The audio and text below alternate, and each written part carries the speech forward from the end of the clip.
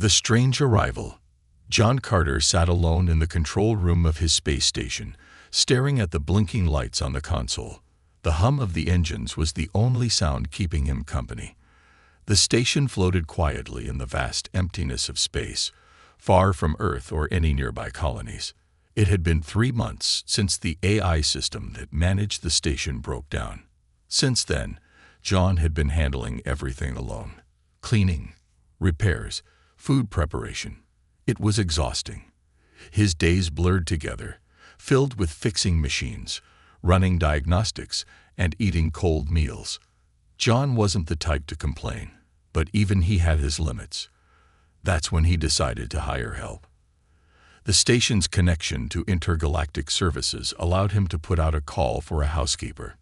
To his surprise, the first applicant wasn't human. Her name was Sina, a thin, silver-skinned alien from a distant planet called Velora. Her species, the Velorans, were known for being peaceful and hardworking.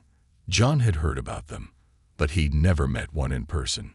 When Sina arrived, she carried nothing but a small bag and a calm smile. She stood just under 5 feet tall, her large green eyes reflecting the soft lights of the station.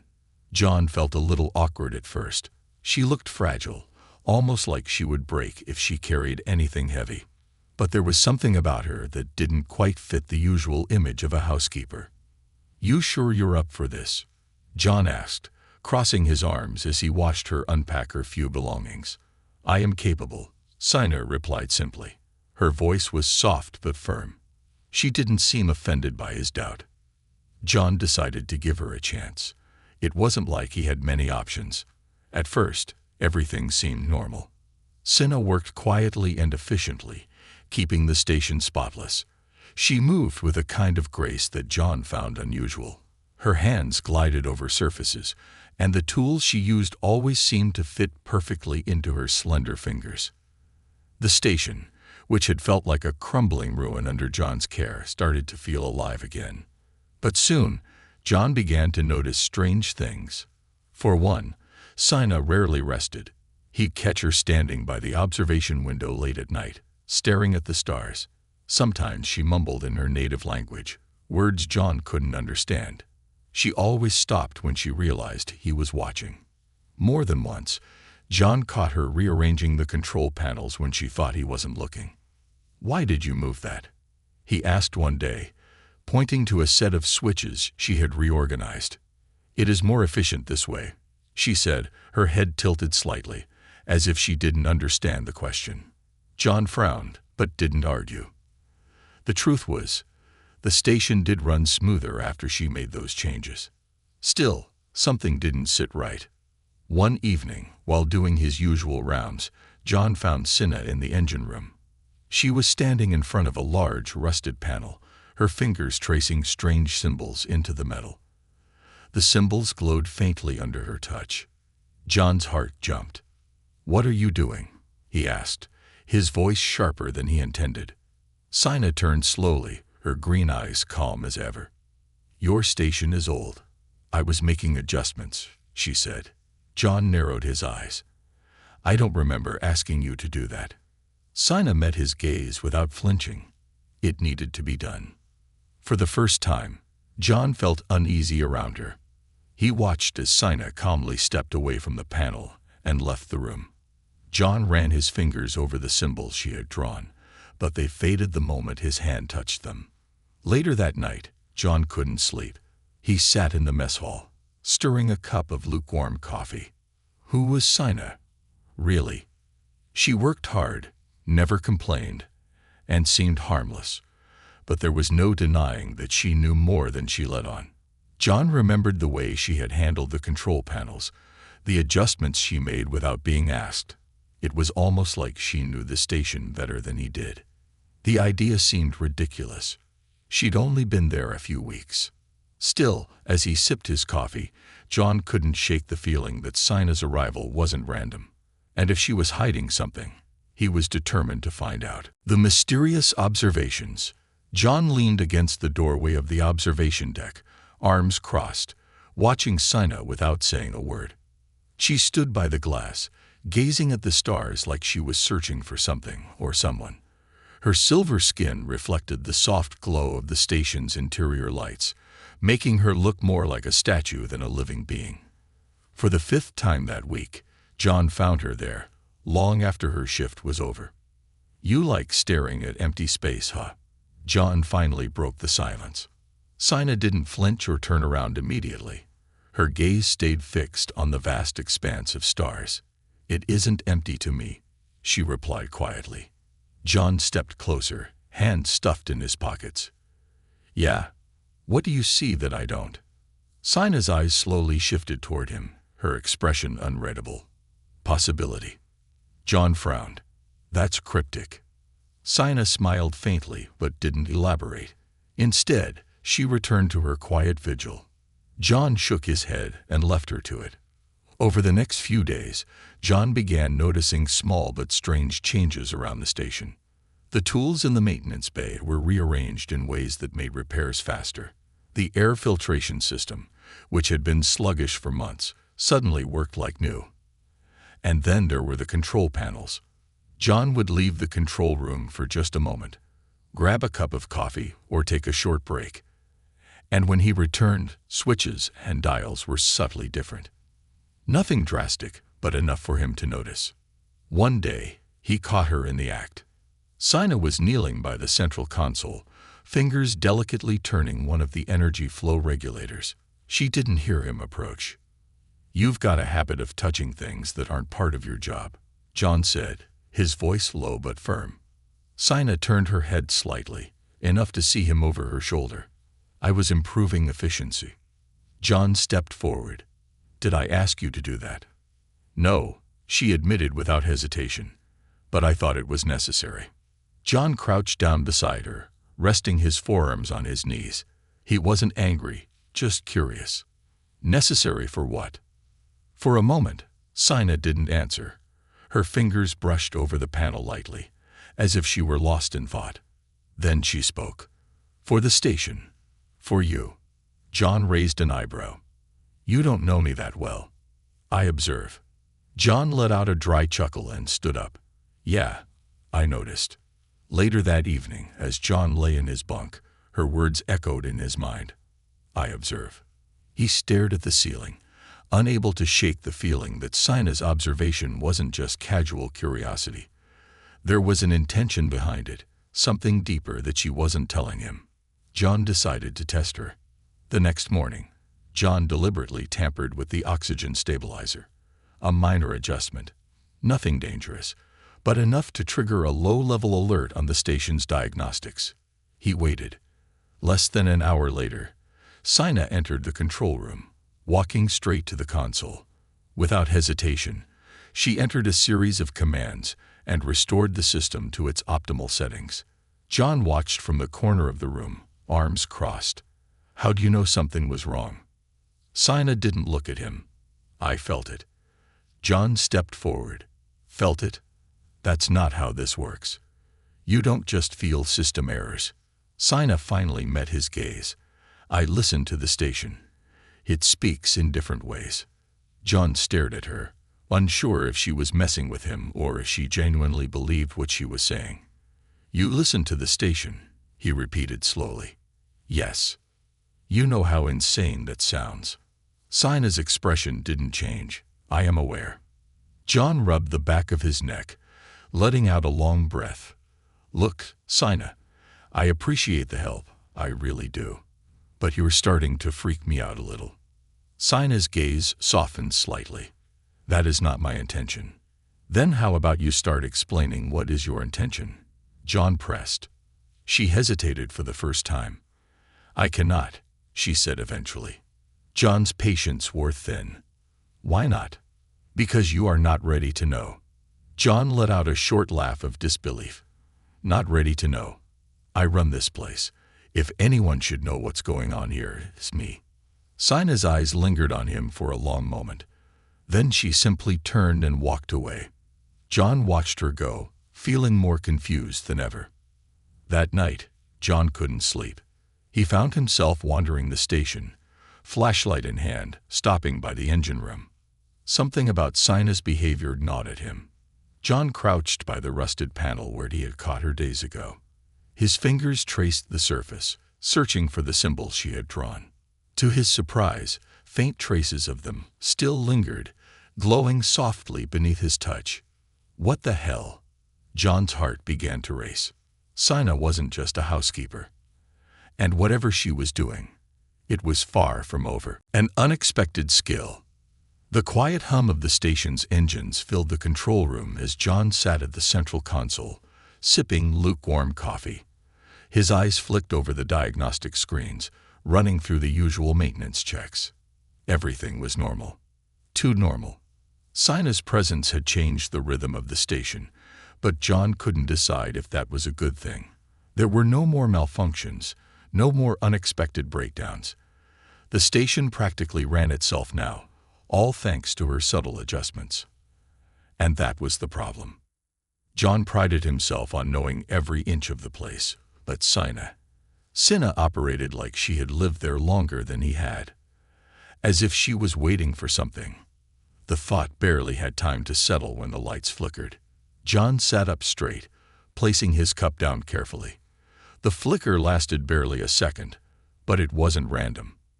A second later, a soft ping echoed from the console. Meteor shower approaching. Outer shield activation recommended. John cursed under his breath. The station was old, and the defense grid didn't always respond the way it should. It meant manual activation, and fast. He jumped from his seat and began typing in the activation commands. As the outer defense systems hummed to life, John caught movement from the corner of his eye. Sina was already at the secondary panel. She hadn't said a word when the alert went off, hadn't waited for instructions. She was calibrating shield frequencies like she'd done it 1,000 times before. John's fingers hesitated over the keyboard. Sina, he called, narrowing his eyes. Yes, her tone was calm, her hands moving swiftly over the controls. What exactly are you doing?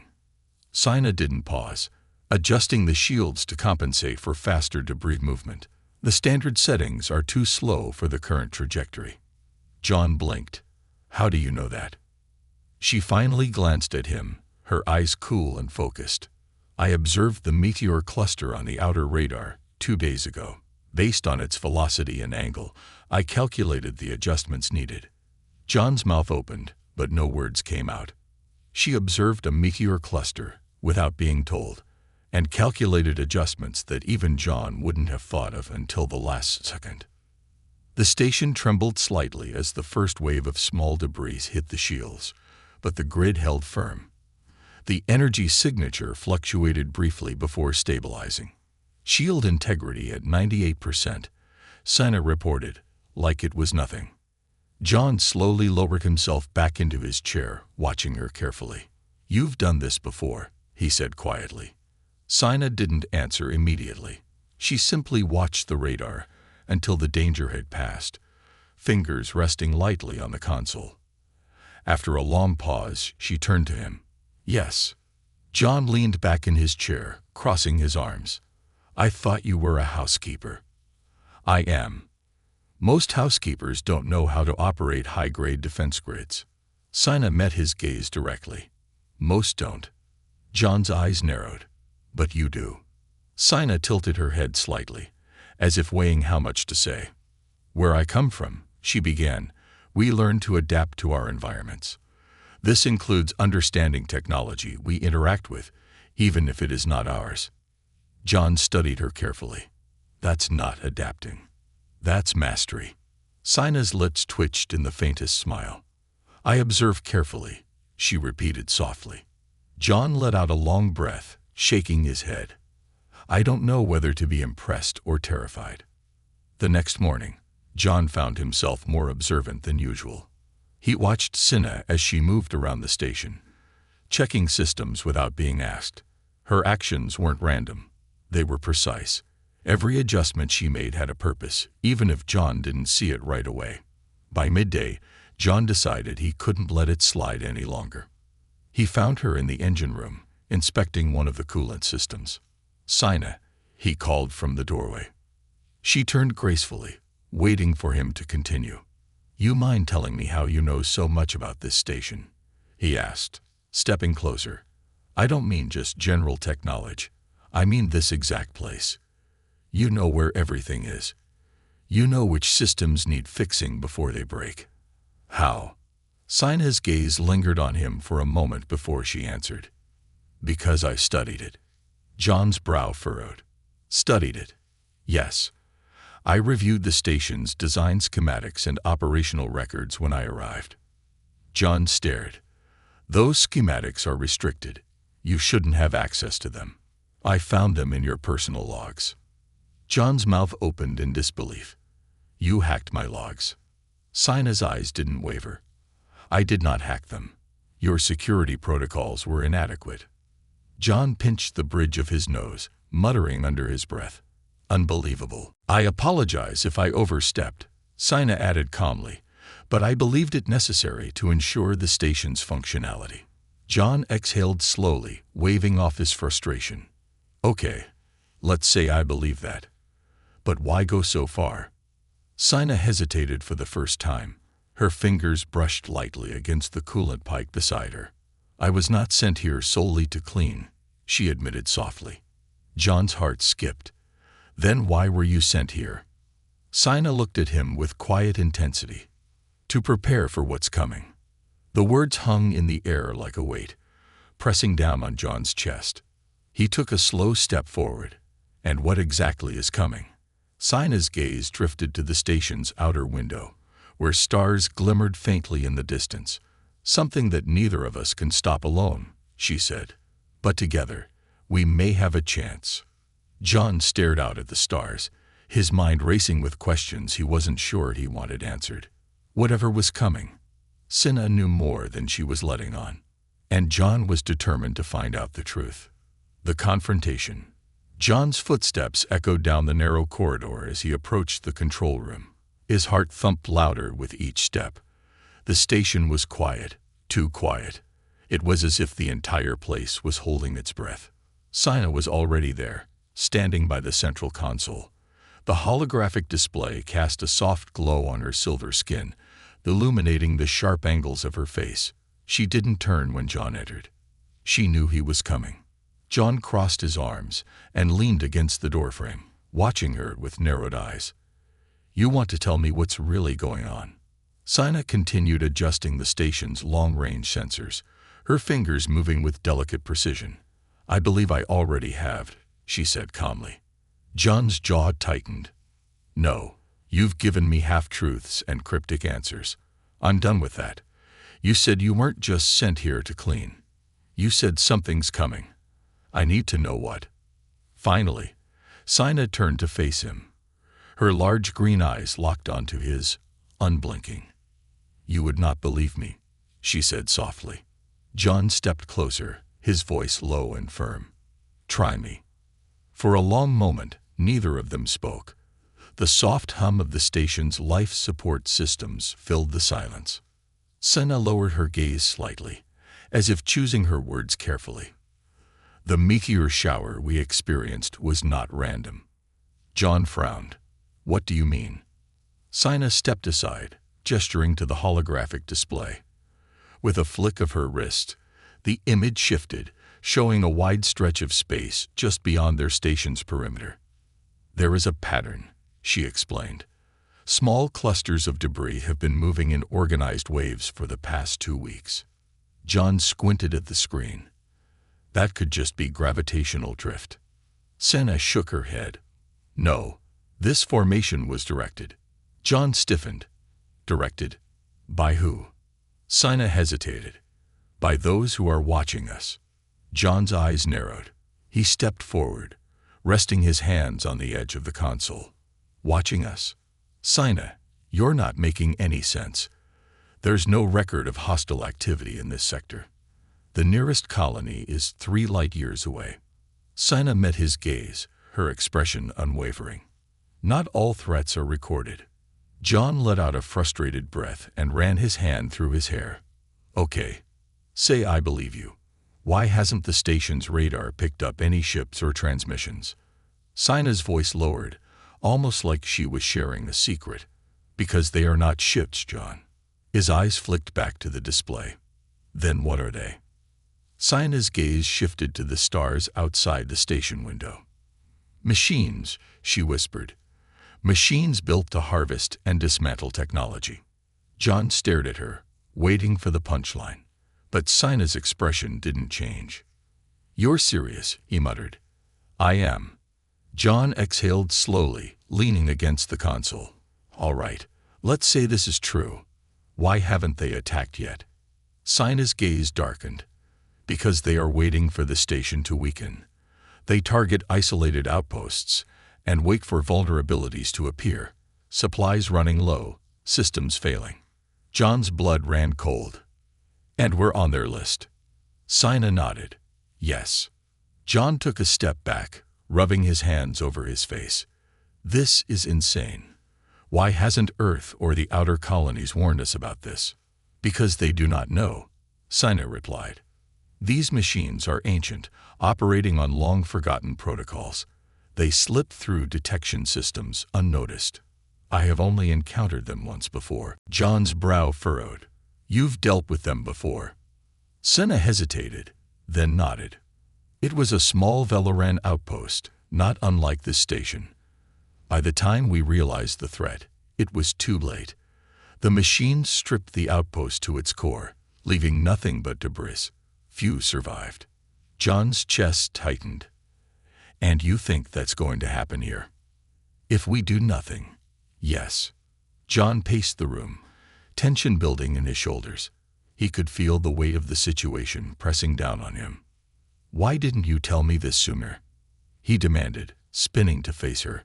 Sina's expression softened. I did not wish to alarm you without evidence, but the signs are clear now. John stopped pacing and faced her directly. So what do we do? Sina straightened. We prepare. She turned back to the console, fingers flying across the controls. The station's defense grid flickered to life, the soft hum of energy thrumming beneath their feet. I have been strengthening the shields and recalibrating the weapon systems, she explained. It is not much, but it may be enough to hold them off. John watched her, realizing just how much she had been doing behind the scenes. How long do we have? Sina's gaze met his, her expression grave.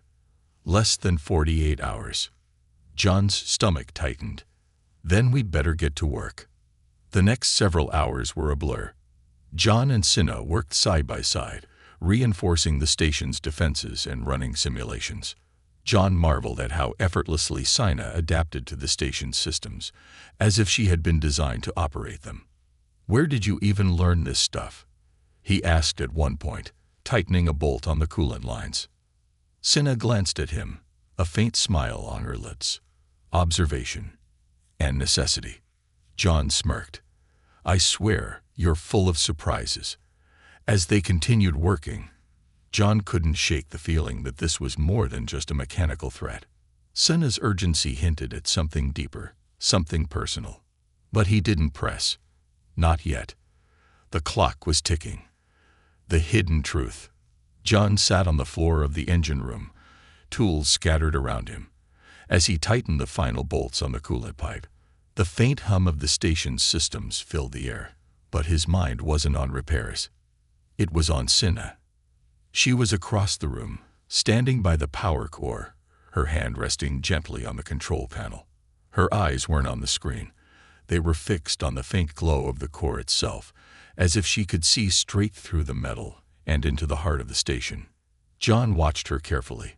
For weeks, he had accepted her strange skills, her quiet efficiency, and the way she always seemed to be in the right place at the right time.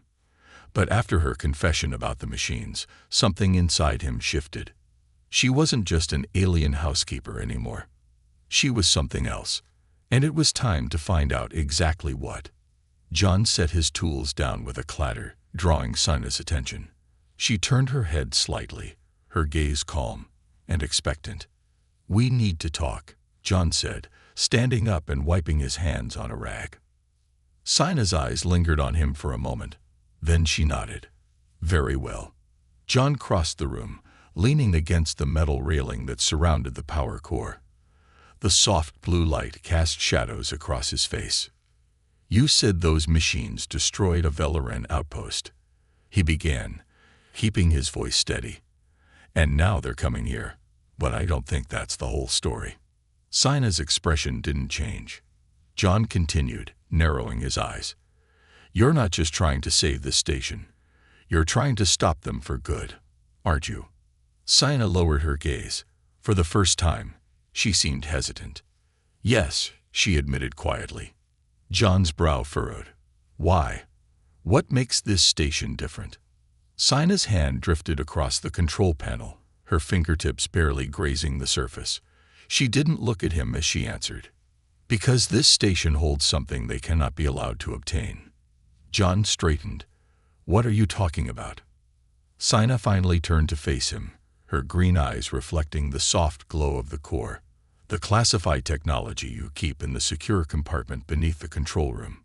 John froze. His heart skipped. "How do you know about that?" he demanded. "I told you," Sina said calmly. "I studied the schematics." "That compartment isn't on any schematics," John snapped. "Only high-level Earth Command knows about it." Sina's gaze didn't waver. "And now I know as well." John's pulse quickened. He stepped closer, lowering his voice. "Are you telling me you hacked into Earth's classified archives?" "No," Sina replied softly. "I didn't need to." John's hands clenched into fists. "Then how do you know what's down there?" Sina's eyes flicked toward the power core, as if searching for the right words. "Because it wasn't meant to stay hidden forever," she said finally.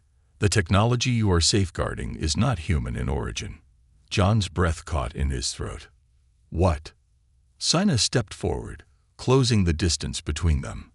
Her voice lowered, as if sharing a secret too dangerous for the station to overhear. "The core beneath your control room contains a device that was salvaged from the remains of a lost Valoran ship," she explained. "It holds data that the machines seek, a blueprint for advanced weaponry that could either save or destroy entire worlds." John's head spun. He had always known the compartment contained classified tech, but Earth Command never explained its origins. He assumed it was just another experimental project, another secret to keep the colonies ahead of their rivals. "But alien weaponry. Why didn't they tell me?" John muttered, more to himself than to Sina. "Because they do not fully understand it," Sina said. "But the machines do, and if they retrieve that data—" She let the words hang in the air, letting John fill in the rest. John ran a hand over his face, pacing the length of the room. "Okay," he said, exhaling sharply. "So let me get this straight. You're saying this station is sitting on top of alien tech that's valuable enough for a bunch of killer machines to rip this place apart?" "Yes." "And you've known about it since you got here?" "Yes." John stopped pacing and faced her. "Why didn't you just take it and leave?" Sina's gaze softened. "Because I believe in humanity's ability to defend it. I believe in you." John stared at her, caught off guard by the sincerity in her voice. "You believe in me," he repeated, almost laughing at the absurdity of it. Sina stepped closer, her eyes searching his. "You are not like the others," she said. "Humans often underestimate their potential.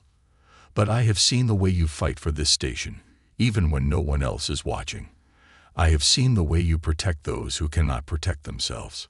John felt his throat tighten. He wanted to brush off her words, to say she was wrong. But deep down, he knew she wasn't. "I don't know if I'm the hero you think I am," he said quietly. "You are," Sina replied without hesitation. "And that is why I stayed." For a long moment, neither of them spoke. The soft hum of the station filled the silence, wrapping around them like a blanket. John finally broke the stillness with a deep breath. "All right," he said, his voice steadier now. "Let's say I believe you. What's the plan?" Sina's eyes lit up with quiet determination.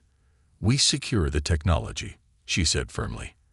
"And when the machines arrive—" She rested her hand on the console, activating the station's automated defenses. The lights flickered as the energy grid surged to life. "We make sure they regret coming here." John smirked. "Now you're starting to sound like me."